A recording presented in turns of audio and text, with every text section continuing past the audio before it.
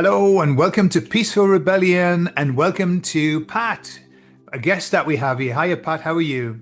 Hi, Gordon. Thanks so much for having me on, mate. This is great. I'm really excited to chat today. Looking forward to it. Lovely, and so am I to find out what you're all about. Pat, you contacted me through the Peaceful Rebellion website, just saying would I be interested in maybe having a chat and because you've got a book that's just come out, haven't you? Yeah, correct. Yeah, a couple of months ago I published it. Yeah, it took me just under a year to write, and it's a channeled book in all honesty, and I don't really love the word channel, but there's no other word for it, quite frankly. Yeah, so I started channeling it, like dictating it onto my phone when I was in Brazil. I spent a lot of time by myself in my own energy, and yeah, started channeling the book. Yeah, Oneness of Words, kind of bringing together my two ultimate loves. Truth. I've always had such a profound love for what's true, and languages, Hmm. words, and yeah. So that's the book. Yeah. And and of course, just so people understand, you're a language teacher, yeah? Yeah, that's it. Yeah. So my company's Layback Languages here. And I speak six languages in total, and I teach French, Spanish, Italian, and Brazilian Portuguese, not Portuguese in Portugal, as you might know. Very They're different. different. Yeah, the grammar's different, a lot of the vocab's different. So I speak Brazilian Portuguese, and I teach that to, yeah, adults who are learning their first foreign language, because it's a real passion of mine as well is to help adults understand that they can learn a foreign language, and it's not something that, oh, I missed the boat because I'm an adult now and only kids can learn foreign languages is absolutely false. If you can replicate the learning process, open up the person's subconscious mind by deprogramming a lot of like negative beliefs, Hmm. which is my main job, with most adults, to be frank. After that, it's a breeze. It's actually easier than it is for kids because you've already got a language to go off of, right? You understand concepts.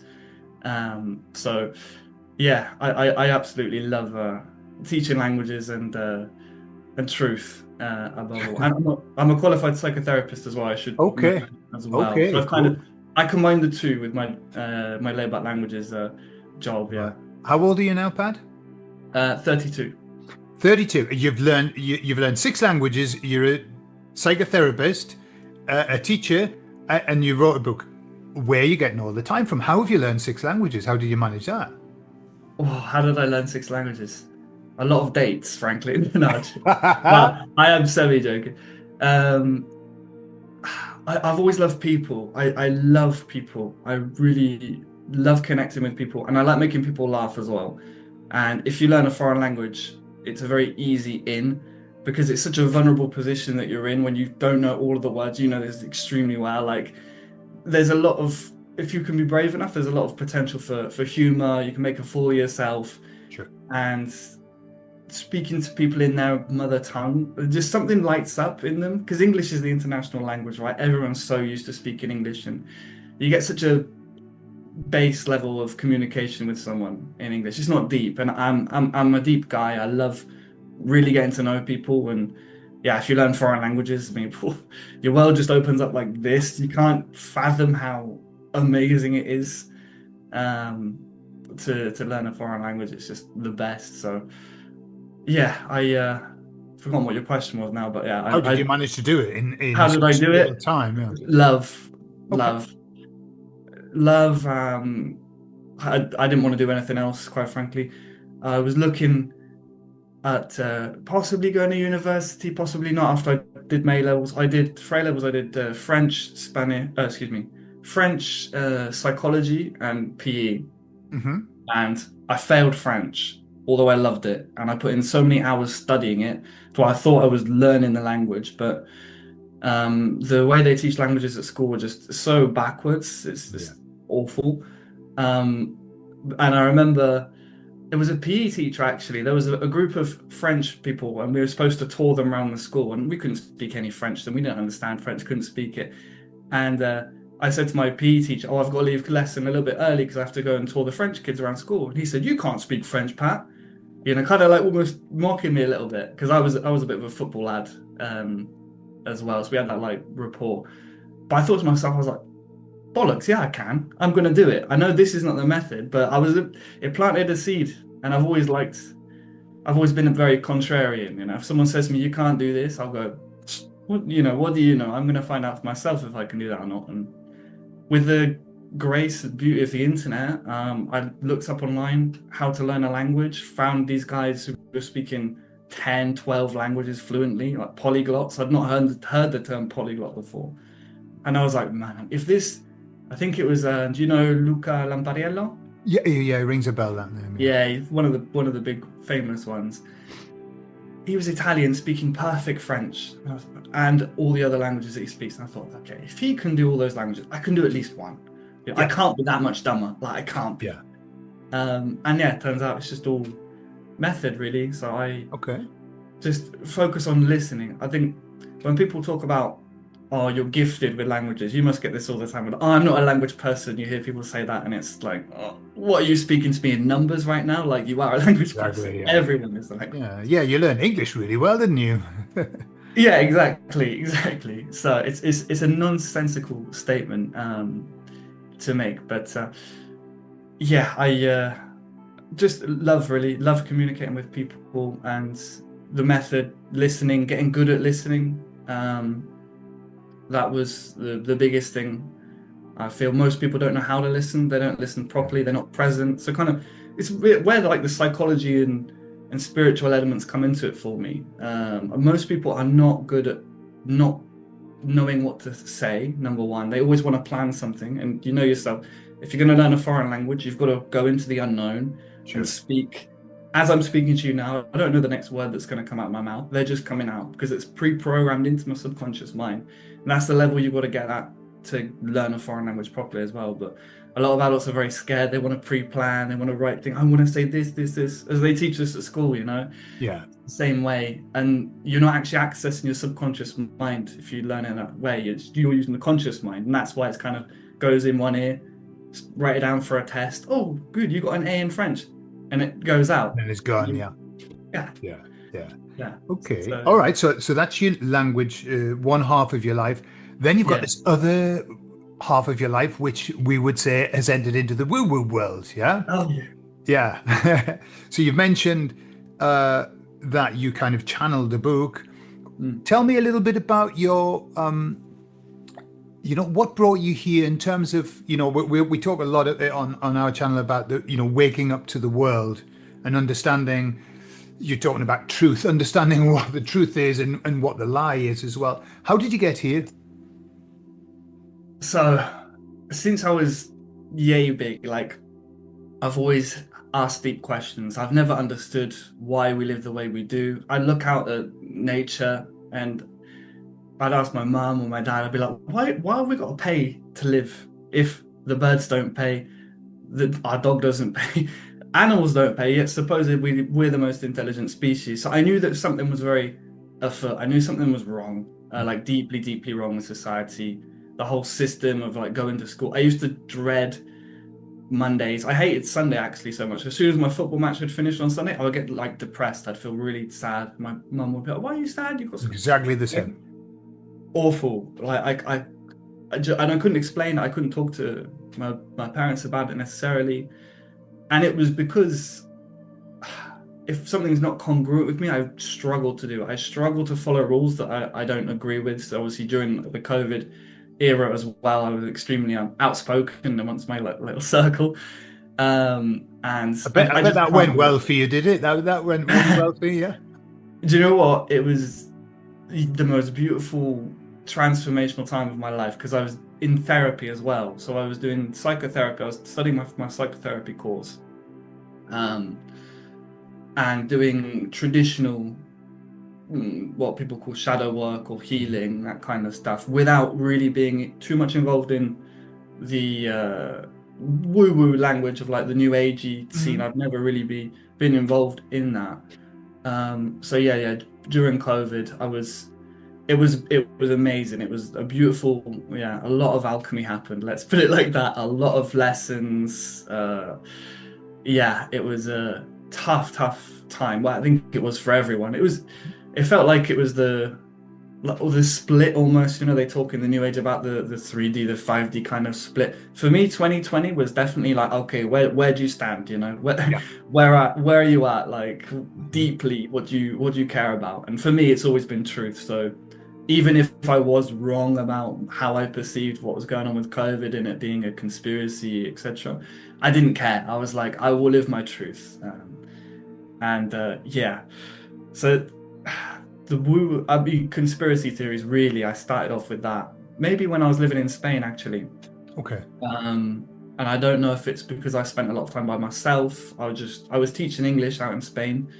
Back when it was ridiculously cheap to live in Spain. I had a box room and it was just a box, didn't even have a window. I was sharing with three Italian guys. It was like an Erasmus household. It was a great fun, great period of time. And I was 21 and I was just teaching the odd English lesson to survive basically and pay my way. And aside from that, I was learning Spanish, partying, and watching a lot of YouTube videos about what was going on. Like David Icke was the number one guy for me. I was listening to him. I was like, okay, it really resonates. Even when he would talk about the reptilians and things that for me back then were very like far out.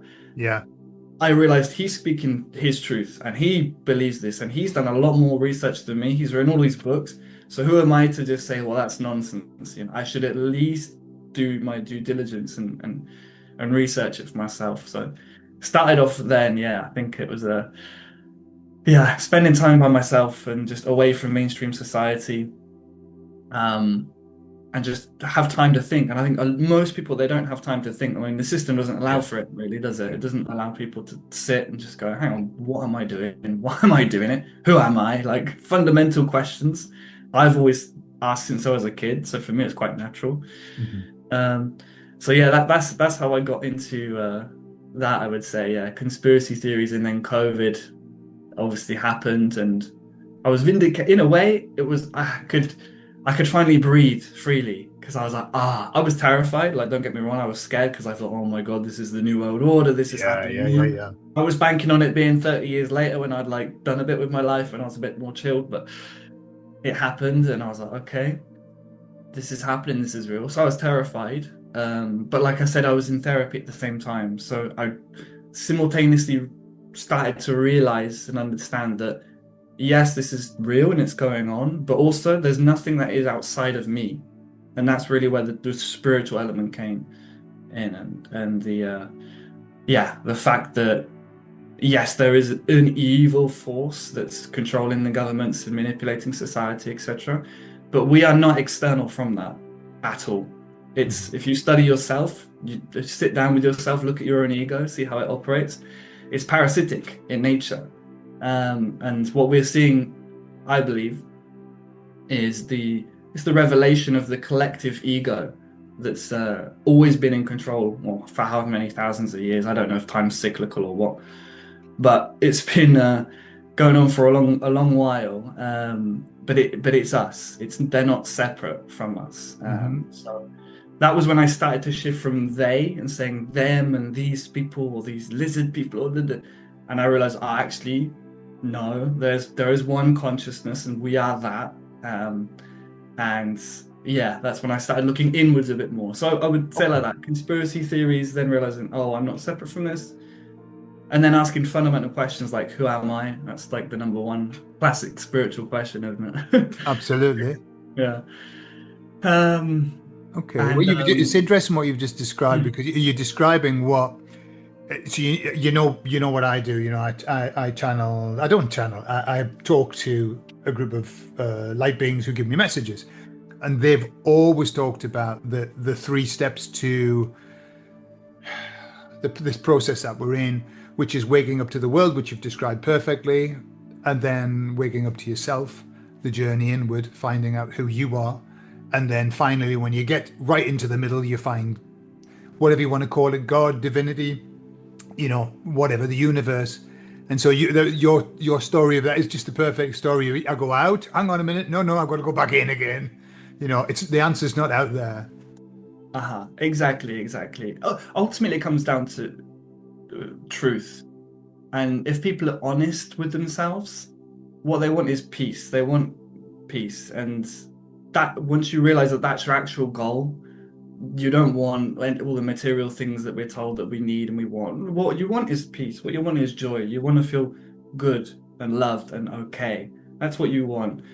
When you realize that that is actually what you want, then you'll start to come in. And then you'll realize there's no such thing as outer peace. That just does not exist. Yeah. So peace in the Middle East, all these things that we talk about, I I understand completely and get the sentiment. And there are people who are supposed to be doing those things and organizing things on that level. But for me, believe my role more and more is becoming one that helps people to look inwards, and yeah, and realize truth, essentially. Go from the pills, obviously, like the red pill, the like blue pill, red pill. I see it like this: you've got the blue pill when you're before the conspiracies, before you're aware of that. Then the red pill, you take that, and then black pill, I call it, where you go very far down the rabbit hole, so you realize the real evil that's taking place. It's so dark. And the next pill you've got to take is the white pill, where you have to come back in and realize I'm not separate from this evil. And that's probably the hardest one to swallow, actually, because it destroys the ego. The ego would happily keep you in any of the other three pills. But yeah, if in this lifetime it's your destiny to self-realize, you got to take the white pill, and that's the one of peace eventually. After looking through your own SHIT and Sure. loving yourself, accepting what is, because that's the acceptance and love. And it sounds very love and lighty. And there's also, I mean, I'm sure we could talk about that, like the new age and the trap of just knowing that stuff and say, hey, it's all love and light. Yeah, it is all love and light. But yeah, you can't bypass what's playing out, the evil. Sure. Like I said, that we're not separate from. Don't bypass that, but don't bypass the divine either. I think a lot of the black pillars, like I call them, they're not bypassing the external shadow, but they're actually bypassing the internal one, which is creating the external anyway. So I agree entirely. I think we're in this interesting place. I think this existence is about us learning to have one foot on one side and one foot on the other, not being completely absorbed, and down every single rabbit hole and telling everybody that this is the end of the world, and not also being on the other side saying, well, I'm just going to meditate and be the Buddha for the next 30 years. That's not what this life is about. It's experiential. But it's kind of finding that balance is what you're talking about. I understand what's going on and I'm part of it, but I'm not completely part of it. It's kind of like I'm in between. It's an interest. It's a tightrope that we've got to walk at the moment. It's very easy to get knocked off. Yeah. And I'd say that we're all different. We're all playing different characters, essentially. Like for some people, it is their role to be in that and just look at the world. I'm thinking like the David Ickes of the world, for example. Sure. He clearly has a role to wake up those who are in the blue pill kind of state. Like he's there to play that role. The answer always is come back to yourself. Come back. What's truth for me? What do I love? What's my joy? And then live your life from that. That's the secret, really. I agree. I think that the key, if I understand it rightly, is find out what your purpose is, your only purpose, and then live it. And then everything resolves itself for you. But until you do that, and lots of people are still looking for the purpose. Lots of people still don't know what the purpose is. And that's the number one priority, I think. Find out why did you decide to come here in the first place? What did you want to do? And then do that. Yeah. Or if that, because actually for that purpose and mission, all these kind of things that never truly resonated with me. I was like, I don't know if finding something I'm supposed to do. For some people, like they know it straight away. They're like, okay. Oh yeah. But I wasn't, and I'm still not like that. So I don't even. We'll come to talk about words more in depth. But I look at words, and for however many years I had the spiritual kind of awakening realization. I was like, okay, well, what's my purpose? What am I supposed to, or what's my mission? What's my mission? I came to realize that I am my mission. I am my mission. It's not something that I have. My purpose is to be that which I am, absolutely. And that's how I phrase it. That's how I see it. That's how I put a structure on. I agree. I agree Yeah. with you entirely. Because purpose, I work in my therapy work. I'll work with people and help them to find the purpose. The purpose is not I'm going to save the world. I'm going to blah blah. For me, the purpose is a very simple. I am describing word, naming word, and it's always about what you are. Just as you said, I am my purpose. That in and of itself is perfect description. If I listen, when I've listened to you, and I've only listened to you for, I don't know, 30 minutes, 20 minutes, what I hear is you've got some extremely high values, some values that obviously you direct your entire life to. One of the words that you repeat over and over again is truth. Yeah. Yeah. It's so vital for you, truth. Yeah. And it's kind of like dig down inside of you, and that's what you're going to find. Yes. Maybe not the truth, but the search, the quest for truth. Which is a beautiful, beautiful thing to do. Yeah. I was having this chat with my brother actually a few months back, and he was asking me how I kind of orientate myself, and I when going through the shadow work and like the deep healing. I mean, it's deep work. It's painful, and you can feel extremely lost, disorientated, not knowing what's going on. And I said, just find your North Star, man. Like for me, my North Star is always going to be truth. Whatever situation I find myself in, just what is true? What is true? And so that, like linking it to the book, that was the first chapter of the book that came through. Because I wrote in the introduction, I write something like, although this book is not fiction, nothing found in its pages is true. Truth isn't something you can have. The way I use the word truth, because if we strip everything back, what we're saying, they're just words, right? So when we talk about truth, when I talk about truth, I use truth to mean the whole, which is the holy, which is the all, is God. And so it's not something you can have or even know. It's that which you are. You are truth. So yeah, that's my love is that which I am. It's reality, it's life. It's I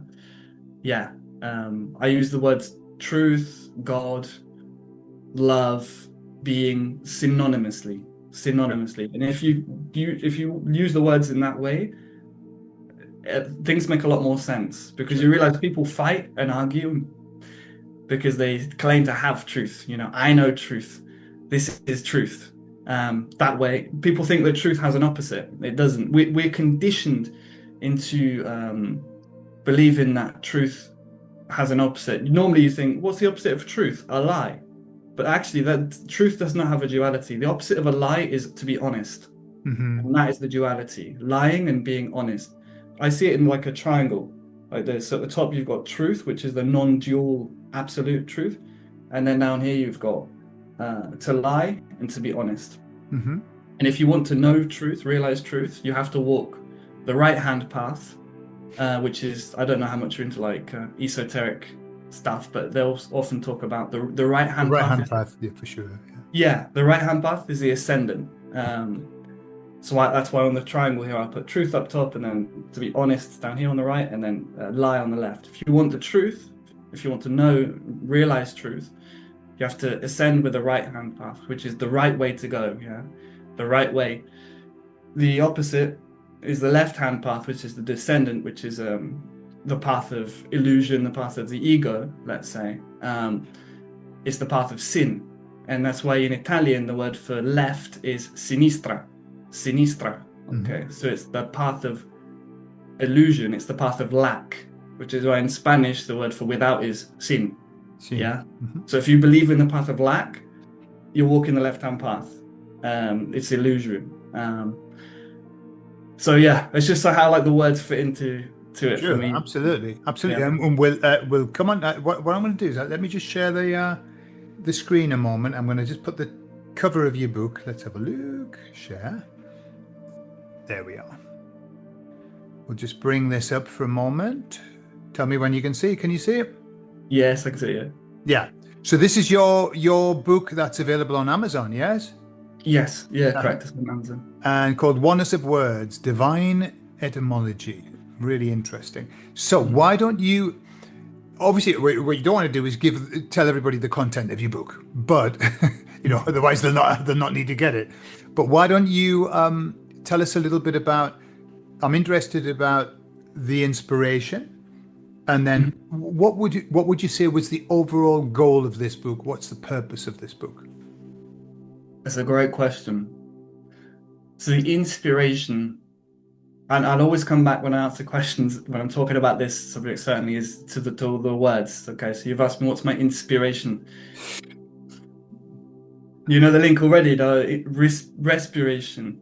The inspiration is from breath. Sure. So from from sitting and being, watching the waves as well. I was in living in Brazil this time last year. I sat on the beach of Brazil just by myself and just breathing, respiring. And that respiration inspired me to the spirit. So just focusing on the spirit was the inspiration for it. It came to me and through me, quite honestly. Truth, just love. What do I love? I love truth. I love words. Naturally, I've ended up writing a book about yeah, both saying that you can't nothing in the book is true, because truth transcends the words, and that's the main point I want to get across to people, is that the words that we're saying now, they're symbols, they're frequencies, they're noises, they're sounds, they're symbols. They're not absolute truth. You'll never hear a person say absolute truth, which kind of destroys a lot of the old structures of the even spiritual teachers to an extent, the ones, the gurus you kind of put on a platform and they say, oh, they're speaking truth, and no, that they are truth speaking, but so are you. Like this is the difference, and so yeah, just the word puns, if you will, the puns came to me, yeah, in a channeled way, and I kept talking to people about it, and I thought, okay, I need to write this. I need to put this in a coherent manner, and I don't know what's going to come of it. My intention, like you asked, like the purpose, I don't know. I have no personal agenda with it. I just yeah, I just love truth, frankly. Hmm. I love truth. I love people, and yeah, it, it's a deep book. It's Yeah. powerful. I've been doing events here in the UK, which have been epic. Having just my little stall with my book, and people come up to me. I'll get them to take a quote from the book, see how it resonates with them, Yeah. and then yeah, it's kind of acts like a mirror, like a very clean mirror, I would say. People take from it what they take. Some people, they might read it and go, "Oh my God, this is real deep spiritual truth, wisdom," or "Wow, this is incredible. I want to integrate this." Some people will read it and go, "Oh, that's nice poetry. That's really beautiful." Uh-huh. Um, like anything, it's a mirror. It's a very good mirror. Okay. Let me ask you a question because the Yeah. so over the years I trained in hypnosis. Words are extremely important, and words are extremely powerful. And you learn that as you're working with hypnosis, you learn that, hang on, that's the way that you say this to make a change. You can use words to make a change, and also words can be used to harm. And we're living in a world where the bodies know perfectly well how to use words to control, to harm, to weaken, to limit. Probably that's the word to describe, limit the people. How do you see that? How do you protect yourself from that? How do I protect myself from it? By seeing their illusory nature. It's the only way. It's the only way. What you're describing, I would call black magic. Hmm. So what yeah, the baddies are the politicians, or I'm just remembering through COVID the amount of spells they would cast over the population, yeah, to manipulate and control. Um, the only way you can protect yourself from it is by realizing there's nothing to protect yourself from. Oh, unless, okay, basics, turn off the bloody television for number one. Like, it's like if you that would be useful because frequencies Yeah. are legit and for sure. Stop watching the news, paying attention to it, number one. Because as you know, what you pay attention to, you create. Attention, consciousness is creation in essence. We are the creator expressing as itself and experiencing itself. Um, so just by seeing the illusory nature of them, really, and I teach well, I when I do my therapy work with people, because I'm a therapist as well, I've Mhm. kind of got a nice balance. I'll do therapy work one-to-one with clients, which is very deep, using words in that way, and then teaching languages, which is more of a playful nature. But in both, I like to show people the illusory nature of words, and I practice a technique which I've used on myself as well, for the past 5 years, really, that I've coined ego aikido. Okay. So the premise of that is all words are illusory. Only the divine ever speaks. There is only one, no matter the form it may take. You know, if it's the ego, which is what you work with when you're doing therapy with someone, like words are nothing to fear. And so if you can face them, actually they will be redreamt and revealed to you as pure wisdom. So I'll give you an example to illustrate this. So imagine someone comes to me and they're worrying about money. I don't have enough money, and if oh my God, I don't have enough money. I need to get more clients. If I don't have enough clients, I won't be able to do this. And their ego is creating a story and projecting itself into an imagined future, feeling very anxious, and then you're creating more of that as you're doing that. What traditional, let's say, pop psychology would get people to do is affirmations and say, I am abundant, I have money. And I agree with that if you are vibrating at a neutral state. You've got to be You, in a good place to do it. Yeah. you have to be, yeah. Otherwise, you're just the ego is gonna beat the out of you.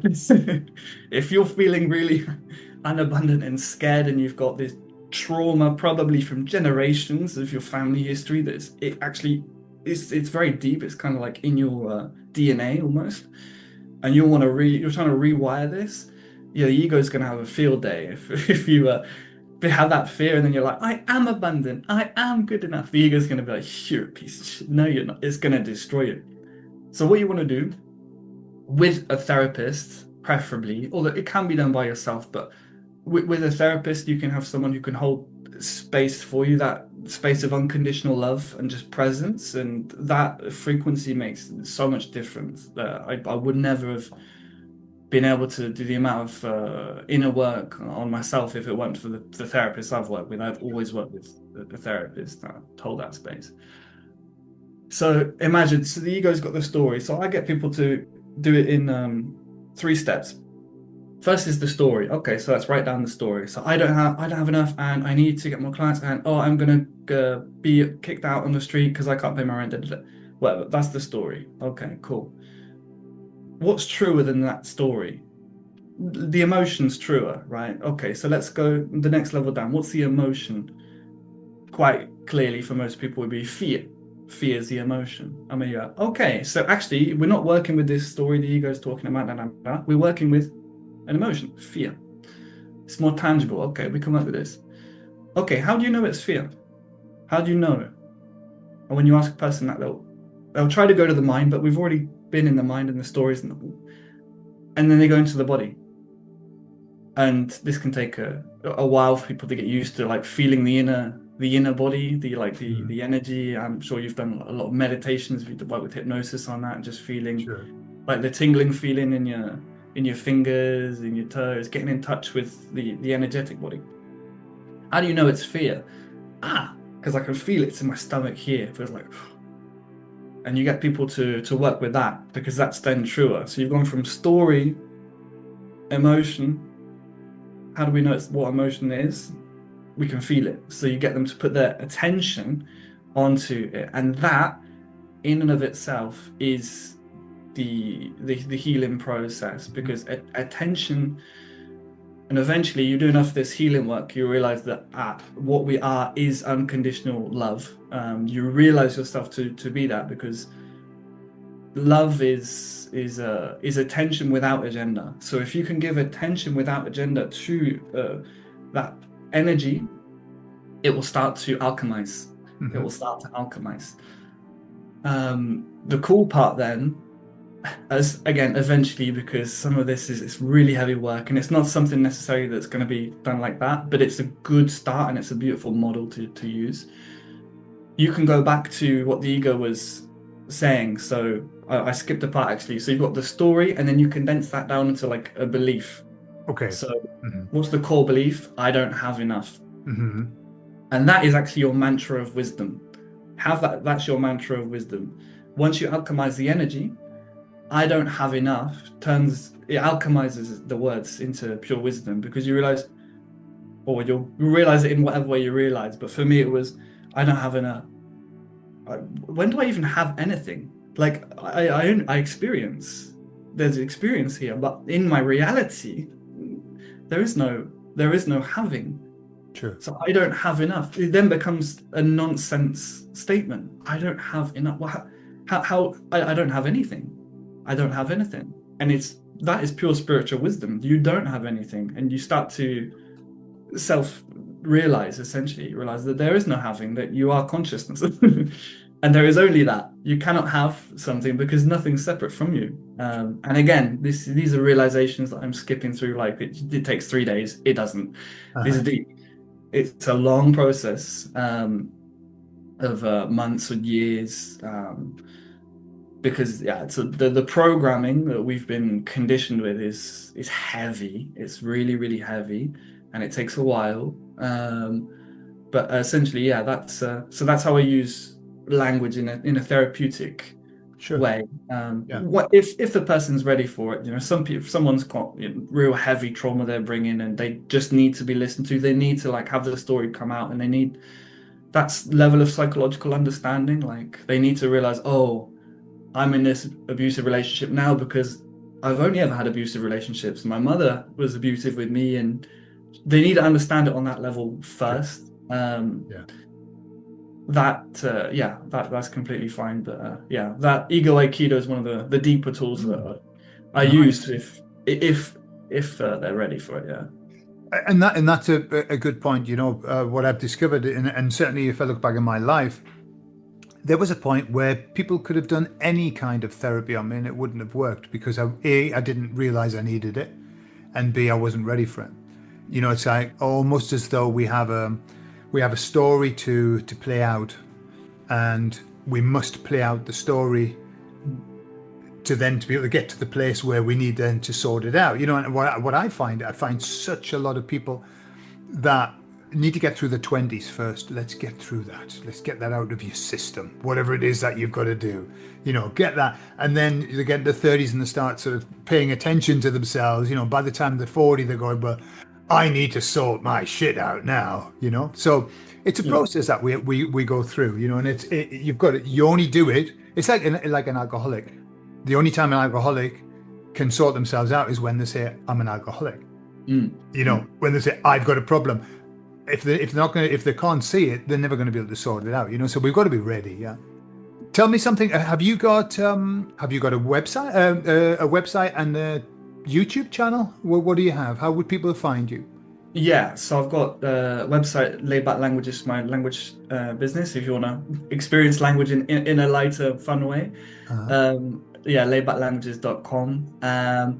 And then for my therapy, you could email. I guess we could leave links in the description. Yes, we put all the links in the email information. Yeah, in the video information, I should say. Yeah, if you just email oneness of words, Pat at onenessofwords.com. that will bring you to my oneness of words, like in therapy work, where I work with Okay. people, Okay. yeah, on a deeper level. Hmm. Brilliant. So what's next in the world of Pat? What's your next project? I couldn't tell you if I wanted to.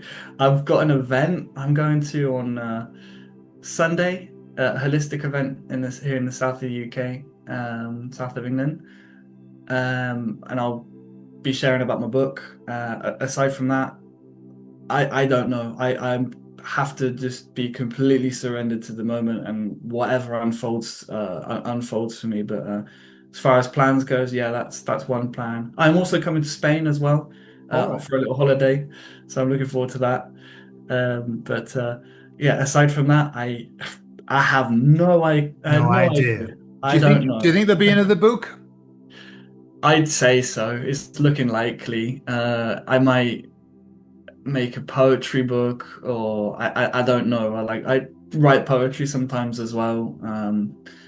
So yeah, potentially, but at the moment, my sole intent really is getting the word out about oneness of words, Yeah. seeing how that resonates with people, and then from then I might do an online course going into, because each chapter is short, but there are 25 chapters. I mean, it's just this is a book, yeah. So it's like a Oh small, yeah. it's a Okay. thin book.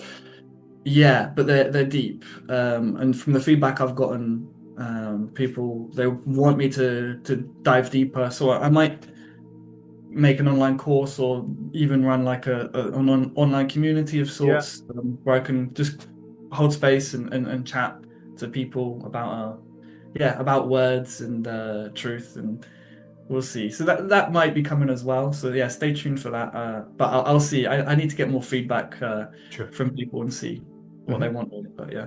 Hmm. Well, Pat, the fantastic, lovely talking to you. It's been really interesting. I like how you think. It's yeah, I resonate a lot with it.